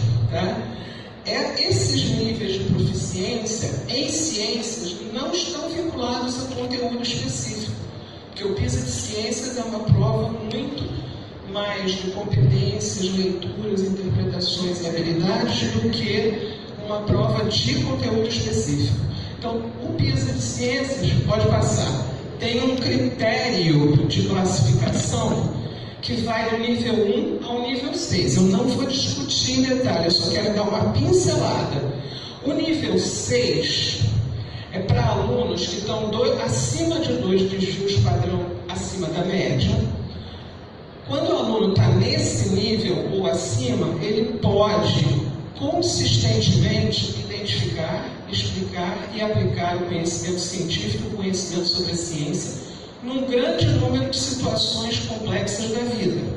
Consegue conectar diferentes fontes de informação e explicações e usar a evidência a partir dessas fontes, etc. Traduzindo, é aquele grupo que a gente espera que seja capaz de formar a nova geração de cientistas e técnicos qualificados para o país. O 5 é um pouquinho menos, o 4 é um pouquinho menos, e assim, quando chega no 1, que é alunos até entre 330 e 400, os estudantes têm um conhecimento tão limitado que só pode ser aplicado a umas poucas situações familiares. Eles podem apresentar explicações científicas que são óbvias e que são consequência explícita de uma dada evidência. Em outras palavras, não são alunos que têm letramento científico mínimo. O que o PISA considera que representa letramento científico é alguma coisa entre o nível 2 e o 3. Pode passar. E aí eu vou mostrar para vocês o gráfico e vou explicar o que eu estou fazendo. Eu peguei aqui todos os alunos da base de dados do PISA, esse resultado é meu, não é do PISA. Na base de dados, que é pública, eu separei os alunos que estavam na faixa 1, na 2, na 3, na 4, na 5 e na 6. Aliás, dá para ler isso nos relatórios, em forma de tabela. E o percentual de alunos nesses níveis. Tá? Então, 10%, 20%, 30%, por aí vai. Cada uma dessas barrinhas aqui é um ano de aplicação do exame. Então, o cinza é 2000, o mais escuro é 2003, esse daqui é 2006, 2009, 12 e por algum motivo não está o 15 aqui, eu peguei o gráfico errado. Esse aqui é o mundo, tá? A gente repara que no nível de futura geração de pessoas técnicas e científicas, no mundo inteiro a gente tem da ordem de 10% dos alunos de 15 anos. 30% está no nível 3, esse é o jeito, seja que é estável e que tem uma forma bem definida, parecida com uma gaussiana. E tem aqui um total de alunos que sequer são classificados no PISA. Está clara essa imagem? Passa, por favor. Isso aí é o Brasil. O mesmo gráfico. O mesmo gráfico. Tá? Essa é a coisa mais chocante. O Chico fala, mas o Chico fala com muita bondade que o Brasil tem gente muito boa. Estatisticamente não tem. Individualmente tem, claro, porque o número de pessoas no Brasil é muito grande, né? De crianças de 15 anos. Pode passar. Reparem, o país não possui, dentre os jovens de 15 e 16 anos, um grupo que constitua a futura geração de cientistas e técnicos necessário para o seu adequado desenvolvimento científico e tecnológico. Não estou falando de município de Sobral, estado do Ceará, estado do Rio de Janeiro.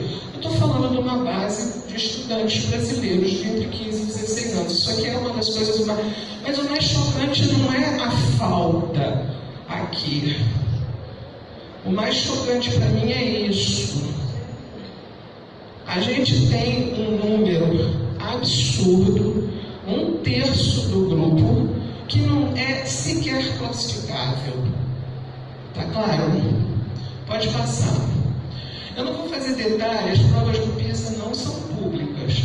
Eu já vi todas as questões, porque eu fiz análises de conteúdo e o diabo 4, mas eu não queria perder muito tempo nisso. Pode passar. Oi. Obrigada. Eu agora vou pegar o Enem, porque, veja só, o PISA para mim é o início do ensino médio, quer dizer, está avaliando como é que os alunos saíram do fundamental, grosso modo, e eu agora no Enem estou pegando o final do ensino médio. Detalhe, o meu banco de dados é filtrado para os alunos que se declaram concluintes do ensino médio no ano do exame.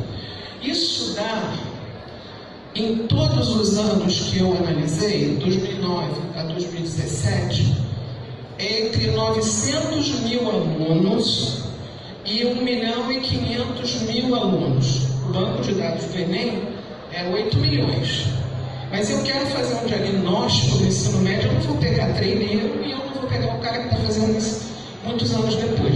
Então eu fiz uma tabela, eu já sei que aqui não vai dar para enxergar, mas assim, 2009, 2010, 2011, 12, até 17, é o que tem disponível no site do INEP. Isso Isso aqui são as médias que eles dão, 500, 485, 467.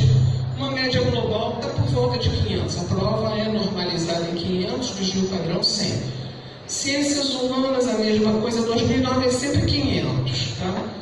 Com pequenas flutuações em função dos filtros que cada um usa para fazer a sua análise.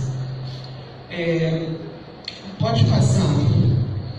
Só que esse número ali não tem significado nenhum para professor nenhum. Então, o que a gente fez? O que eu consigo falar para o professor? Até para os meus colegas, até para mim mesmo. Qual foi a nota do aluno? São 45 questões. Quanto ele tirou nessa prova? 500 pontos correspondem a 3. Se a nota for dada de 0 a 10, a nota de um aluno que tirou 500 pontos na prova de ciências é 3,4. Acertou 1/3 daquelas questões, que exigem cognitivamente muito pouco do aluno. Tá clara essa ideia? Pior, a gente fez um trabalho de longo prazo de classificação das questões. A gente divide as questões entre física, química e biologia. Essa divisão, ela tem tipicamente a cada ano 2 questões que a classificação é difícil, porque ela é mais interdisciplinar. Mas a prova do Enem de ciências é disciplinar. Em média são 15 questões de física, em média 15 de química e 15 de biologia. As notas de biologia são mais altas, as de física e as de química são no chão, tipo 2. Tá? Eu não botei a tabela aqui porque era mais uma tabela, mas está publicado. Pode passar, por favor? Problemas. 3 clivagens totais nos resultados do Enem, assustadores. Diferença de gênero. Eu não fui até o final, porque senão a letra ficaria mínima. Eu mudei todas as minhas tabelas quando eu vi hoje de manhã o tamanho da projeção. Há uma diferença. Foi feito um teste estatístico. A gente fez um toy Monte Carlo para ver se isso aqui era aleatório. É uma parte 10 a 15. A probabilidade disso aqui ser estatisticamente não ser de fato, né? Então a gente repara que a diferença entre homens e mulheres é da ordem de 1/3 do desvio padrão sistematicamente todos os anos. Detalhe, o PISA de Ciências em 2006 não apontou. Quem fez o Enem em 2009 fez o PISA em 2006. O PISA não tem diferença de gênero entre homens e mulheres em 2006. E o Enem tem, claramente. Ou seja, o ensino médio está fazendo um enviesamento de gênero mortal para as mulheres em ciências. Isso é um problema bastante sério. Pode passar. Por administração da escola, ao contrário do que a gente pensa, a rede federal é um desvio padrão acima da rede estadual, e a rede federal é melhor do que a privada em termos de resultados do Enem. Tá? Quer dizer, a rede federal, que tem cerca de 2% dos alunos que fazem o Enem, tem 600, 560 pontos de média, com a média nacional 500. Tá? A rede estadual é o nosso nó, porque 75% da população do Brasil está na rede estadual, que está com a média do Enem assustadoramente baixa. Pode passar, por favor. A evidência que a gente tem é que ao final do ensino médio há grandes diferenças em função de gênero, em função de tipo de escola e também em função da região. Eu não botei as tabelas aqui porque ficava gigantesco. Tá? Norte e Nordeste, sistematicamente, Amazonas e Amapá têm as médias mais baixas. Eu só estou falando de média, porque não dá tempo de fazer grandes discussões, mas isso é consistente com a gente dizer que é pior mesmo. Tá? Pode passar. esse quadro aqui, eu sei que vai ser difícil de ler, mas é uma imagem que a gente tinha que fazer uma única imagem com todas essas informações.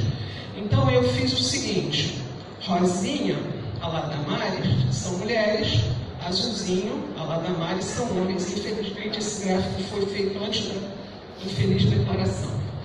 Aqui eu tenho pública federal, essa coluna daqui, pública estadual e privada.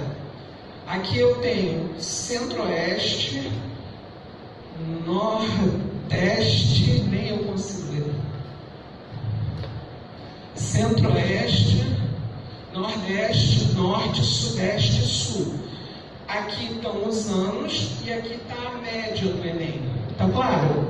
A gente percebe que em todos os anos, em todos os estados, as mulheres têm média inferior aos homens, que a rede pública federal tem médias consistentemente superiores a todas as outras redes, e o centro-oeste é médio, o nordeste e o norte são bem piores, e o sul e o sudeste são melhores. Esse quadro se sumariza todo o resultado. Pode passar, por favor. Próximo. E agora eu vou fazer o que eu faço com esses dados. Aquilo ali todo mundo sabe, o pessoal do Enem sabe, o pessoal do INEP sabe. Meu ponto é o que a gente faz com isso. Então eu peguei um exemplo, uma questão do Enem. É uma questão toda, pode ser até discutível, mas fechem os olhos e tentem andar. Bota o pé no chão e tenta andar. Tá, a pergunta é: eu estou subindo uma rampa, qual é o sentido da força de atrito no meu pé? Isso é prova para o final do ensino médio, terceira lei de Newton: se eu empurro o chão para trás, o chão me empurra para frente. Como é uma rampa, eu espero que o atrito seja paralelo ao plano inclinado e te ajudando, porque é o atrito que te faz subir, faz o pé, empurra o pé para frente, não subir. Tá claro? Problemas, eu não vou discutir a precisão da linguagem, a correção conceitual total da questão. Os alunos entendem isso muito bem. Pode passar. Reparem, paralelo ao plano, resposta correta, 20% dos concluintes marcaram. Paralelo ao plano no sentido contrário ao movimento, 30%. O resto é ruído. A gente descobre aqui que eles não sabem a diferença entre ortogonal e perpendicular, isso é claro. Tá? Pode passar, por favor. Agora, isso aqui é o pior, porque quando eu vi esse resultado, eu falei: eu conheço resultados de pesquisa que os alunos aprendem, os alunos que estudam de fato aprendem que o atrito é sempre contrário ao movimento. Isso está escrito em metade dos livros que eu conheço. Os exercícios sempre levam a isso, só esquecem de mostrar o exemplo do andar. Né? Isso aqui é o que a gente chama de curva característica do item. Eu boto aqui a nota da prova, está aqui 200, 300, 400, 500, até 900. Aqui está a probabilidade de acerto na questão. O que eu faço? Tipicamente eu pego os alunos que tiveram nota entre 200 e 250 pontos. Dentro desse subgrupo, eu calculo qual foi o percentual de acerto na questão. Eu pego o número de acertos e divido pelo total no grupo. Está aqui. Cada um desses pontinhos é isso. Então, o que essa curva me dá, empiricamente, é o percentual de acerto, é a probabilidade de acertar a questão em função da nota, que provavelmente, para uma boa questão, isso tem que ser uma coisa assim, ó. Se o aluno erra, tirou 0 na prova, ele tem que ter errado essa questão, porque errou todas. Se ele tira nota alta, acertou tudo, ele está aqui. Então, é uma curva que tem esta forma, um S virado, ou uma função degrau amenizada. Está claro isso? E essa questão não tem essa forma. Isso aqui é dado empírico. Essa curva contínua é o resultado do modelo matemático do Enem, né? A função da TRI. E aí a gente foi e dividiu em 20, quer dizer, pegou faixas de notas entre os alunos e construiu essa curva, mas não mais para a resposta correta, e sim para todos os distratores. E aí a gente observou a coisa mais curiosa do mundo. O cara com nota muito baixa, ele chuta. Isso aqui é um chute. Duas respostas se destacam, que o atrito é contrário ao movimento, que o atrito é favorável, é no mesmo sentido do movimento. E a gente repara que alunos com 600, 700 pontos no Enem estão marcando muito mais a resposta errada. Aqui tem uma barra de erro muito grande, porque o número de alunos acima de 800 pontos é muito pequeno. Então, vocês reparem, à medida que os alunos são melhores, entre aspas, pela métrica do Enem, eles começam a marcar maciçamente a resposta incorreta. Tá?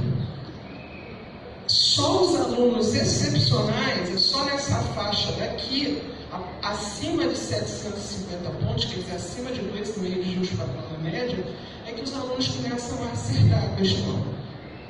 Explicação é só ler o livro de uma professora do Espírito Santo, atrito, o que os livros ensinam, o que os alunos aprendem, e o resultado é esse. A gente, continuamente, a gente vê isso. Não é uma concepção equivocada do aluno que acha que força é proporcional à velocidade, isso é uma concepção aprendida, como é o atrito.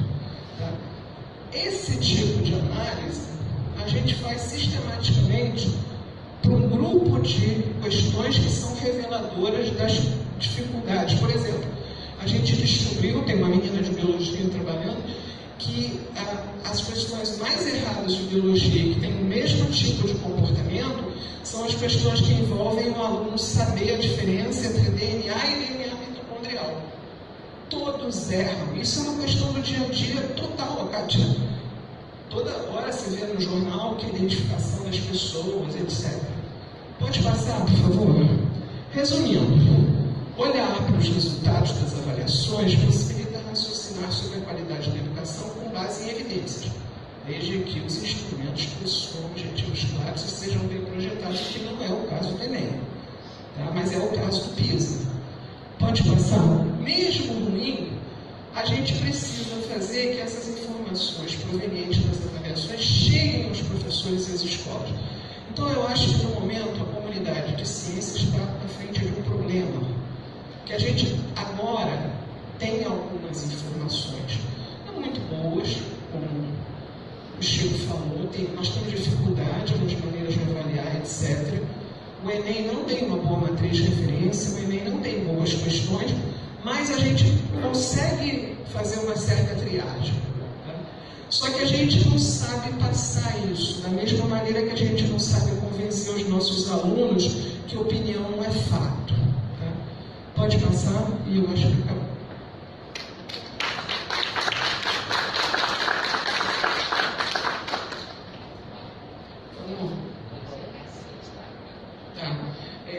Você está ali, eu lamento da gente ter demorado tanto, mas eu não quero cortar a mão de jeito nenhum. E eu abro para perguntas. Eu vou agrupar, tá? Helena.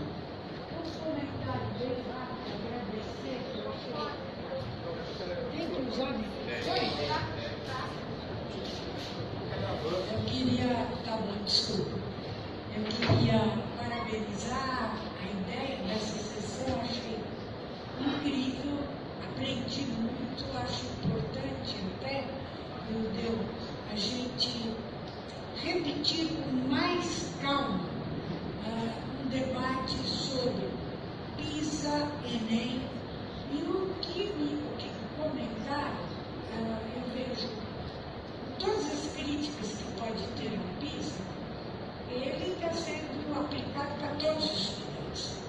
Então, se tem repetente ou não, não me interessa, é a mesma amostragem ao acaso.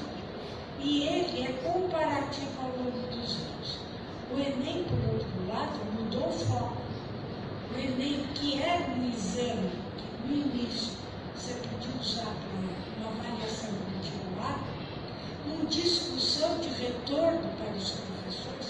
Eu me lembro na época, eu era pró-reitora de redação, a gente era chamado para isso. Hoje virou um exame vestibular. E para encerrar o comentário, ou a universidade entra nessa discussão urgente, para até esquecer que nós estamos nas universidades públicas federais, 50% das vagas são para estudantes. Eu sou a favor de cota, hein? Deixando claro, para estudantes de escola pública, e que está tendo esse desempenho, e a universidade vai ter que se envolver. Ela como um todo. Vou para casa. Ela vai ter que se envolver urgente com a discussão da avaliação e do que nós estamos falando. Esse deu um número, eu sabia que era ruim, mas eu não sabia que estava caindo. Que é mais sério, é como nós pioramos. Se é que você pode comparar ano a ano. E parabenizar realmente. Onde você quer que eu leve? Eu fico com o microfone para frente. Obrigado. Boa tarde. Quero parabenizar ao grupo mais uma vez. Eu acho que a mesa foi composta por uma diversidade de avaliações externas, visões sobre essa avaliação externa, mas a minha maior dúvida agora vai ser sobre o PISA. Professora, você foi um pouco categórica diante dessa comparação entre o PISA e o Enem, situando o PISA como uma avaliação um pouco melhor elaborada diante das problemáticas do Enem. E a minha questão é em torno da visão de letramento científico que o PISA traz. Como eu trabalho com alfabetização científica, eu venho lendo um pouco sobre esses teóricos. Existe essa diversificação entre alfabetização e letramento, não é um consenso, mas a ideia de uma avaliação externa, tentar avaliar se alguém pode ser, ou que potencialmente a capacidade de seguir a carreira da área de ciências, não dialogam muito com a visão dos teóricos da alfabetização científica. Então, eu acho que esse é um ponto que acho que o PISA precisa, de alguma forma, ser elaborado ou aprofundado, porque me relembra um pouco a visão daquela finalidade do ensino de ciências dos anos 60, 70, em que a gente tem que formar cada vez mais cientistas. Então, esse é o primeiro ponto. E o segundo ponto é em torno a senhora não comentou aqui, mas deu margem a respeito de outros estudos que você fez sobre o conteúdo das provas do PISA, já que a gente não tem acesso. Então, como foi feito esses estudos e qual seria a via para estudar esses conteúdos explícitos na prova, nessa avaliação?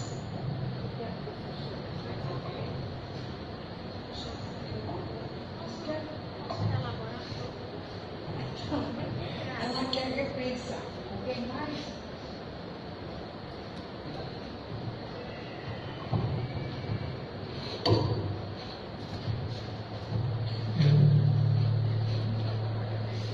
Muito obrigado.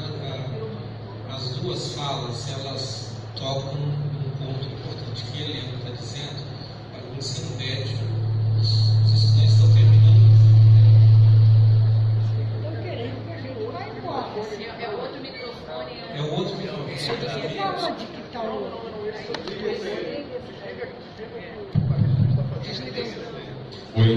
Oi.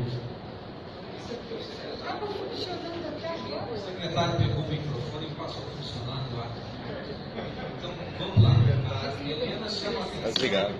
O aluno está chegando na universidade. Eu também sou a favor de cotas, mas a gente não pode fugir da dura realidade que os alunos estão chegando na universidade sem os conhecimentos que vão os permitir funcionar dentro da universidade. Quando eu falava de raciocínio lógico, isso devia estar presente no ensino médio. E, de repente, no estágio vai estar pior ainda se o ensino médio for na direção que está. O professor colocou alguns problemas, mas eu vou devolver. Primeiro, o Mortimer está aqui, eu tenho contatos com pessoas que trabalham no PISA e eu não compro a sua visão. Eu acho que o PISA nos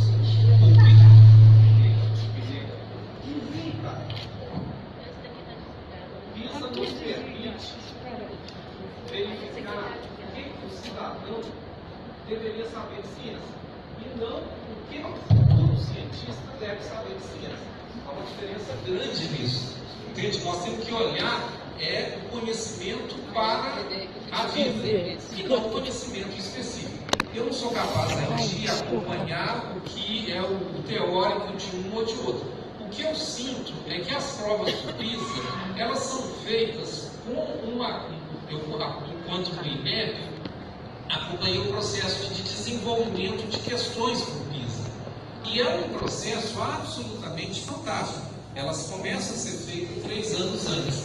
E insisto, o fato do PISA pedir para o aluno se expressar e não assinalar uma opção faz toda a diferença. Mas assim, então, eu sou ardoroso defensor de uma métrica que nós precisamos dela. Eu acho que as métricas podem melhorar. A métrica do PISA é muito melhor do que as nossas métricas. Você sinaliza, a métrica do PISA pode ter problemas. Eu não tenho dúvida que pode ter problemas, mas serão problemas menores. Tá, obrigado. Eu queria aproveitar, fazer 2 comentários. Menino e meninas, o que acontece? Onde que estão? Por que as meninas no Enem, eu não sei se isso explica, mas eu já fiz. Por que as meninas saem pior do que os meninos no Enem? Quando elas são melhores do que os meninos no SAEB? É porque os meninos não chegaram lá. Os pais dessas meninas, eles ficaram no ensino fundamental. Quer dizer, são 60% de meninas e 40% de meninos. Os meninos são muito mais selecionados do que as meninas, por um processo social qualquer. Então, elas estão aparentemente abaixo, mas na realidade é que os seus pares não estão ali. Segunda coisa, o sistema federal é um sistema de seleção. As pessoas falam, nós já sabemos como fazer o ensino médio. Se eu puder fazer seleção, eu sei como fazer o ensino médio. Quer dizer, isso não exclui a excelência do que existe. Mas toda vez o sistema privado, ele quer se dizer o primeiro colocado no Enem. E o que eles fazem? Eles vão colocar o resultado daquela escola que selecionou os alunos. O nosso problema, um dos problemas seríssimos da educação brasileira é essa vontade e essa facilidade com a que a gente tem de fazer seleção quando a gente devia preocupar em trazer todos para ter o seu direito respeitado. Muito obrigado.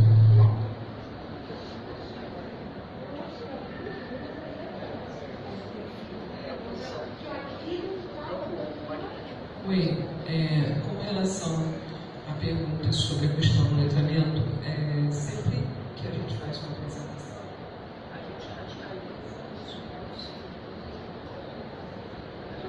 radicaliza os pontos que a gente quer chamar a atenção. Ninguém falou de formar futuros cientistas.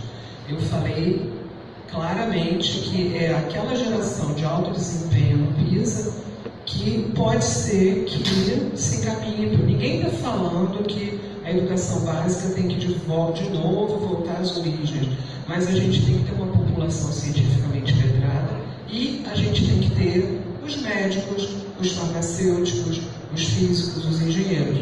Se a gente mata isso aos 15 anos de idade, a gente, enquanto sociedade, está roubado.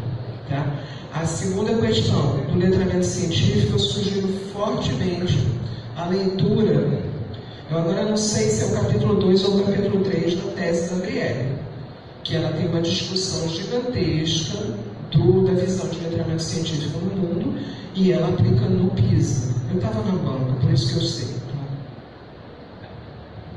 Eu gostaria de recomendar ao professor que conhecesse o teste modelo do PISA, que está no site.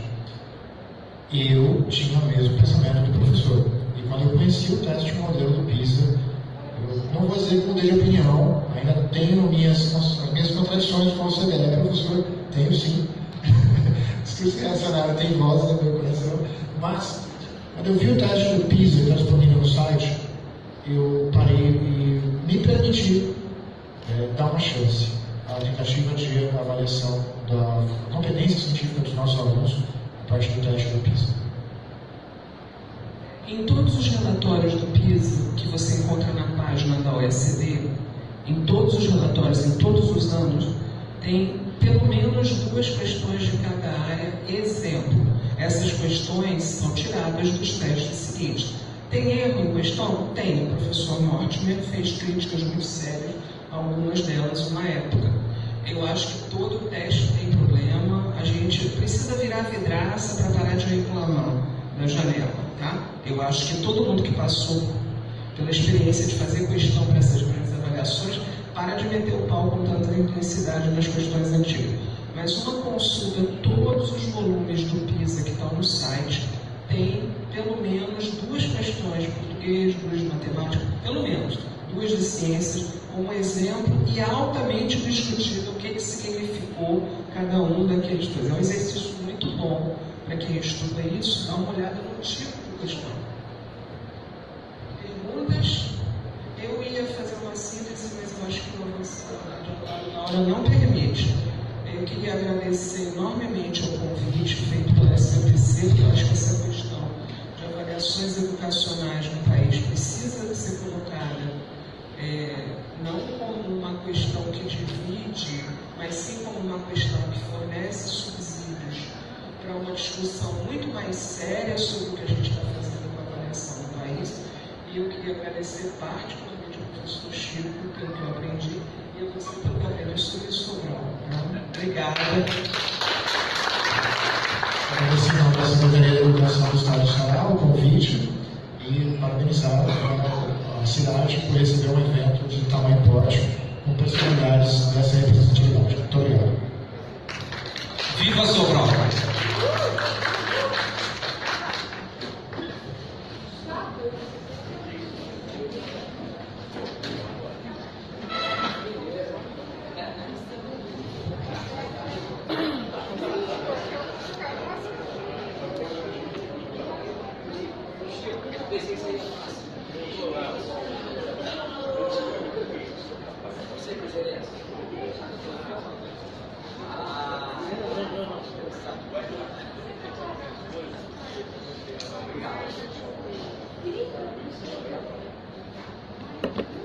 Ô, Lucile, Deixa eu ver se tem mais alguém.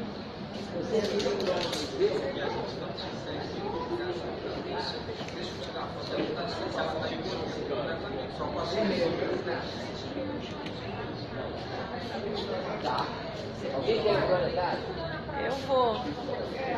Eu e a Vivian queremos ir, que a gente Vocês não querem viu ir? nada. Vamos ver se... Helena, você quer ir ao planetário? Eu quero.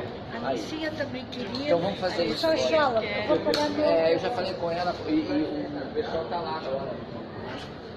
Aguardando o pessoal que vai.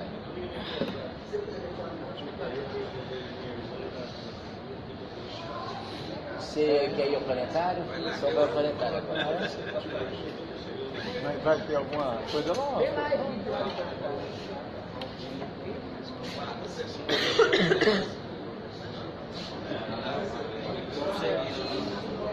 Eu acho que é nada demais.